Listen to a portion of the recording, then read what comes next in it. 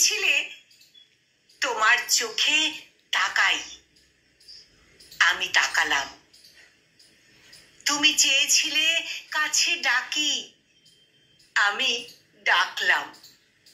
তুমি চেয়েছিলে পাশে বসি, আমি বসলাম। তারপর আমি বললাম, থেকে যাবে তো? তুমি বললে, ছাড়বো না কখনো। আমি বললাম, আমি কবিতা ভালোবাসি। তুমি বললে, কবিতা হব। ডাক দিয়ে পাশে বসিয়ে আমি লিখতে বসলাম তোমার চোখে চেয়ে। তারপর কেটে গেল 2.5 বসন্তের কবিতার দিন। আবৃত্তি করব ভেবে যখন সুরে তুললাম, তুমি তখন মনের বাইরে একটু একটু করে দূরে সরিয়ে দিচ্ছ। অতঃপর কবিতার মৃত্যুতে নোটিশ জানিয়ে বললে, তোমার চোখ নেই, কান নেই, ডাক শোনো না আমার, মাটিতে বসতে পারো না? আমি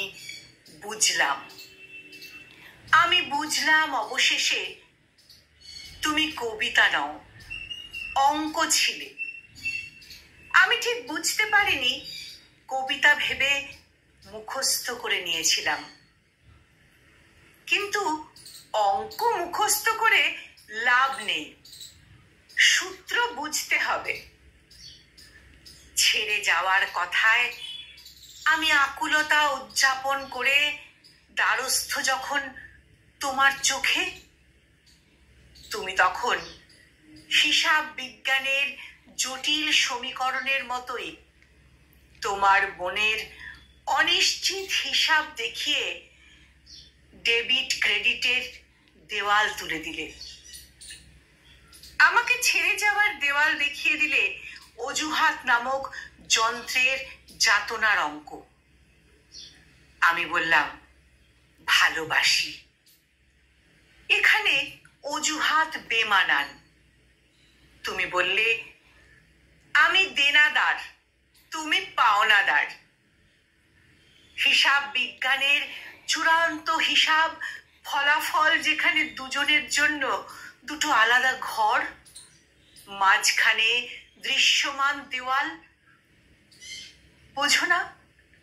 তুমি বোঝো না? আমি এবার সত্যি সত্যি বুঝলাম। আমি কবিতা ভালোবাসতাম, তুমি অঙ্কে পাকা মানুষ।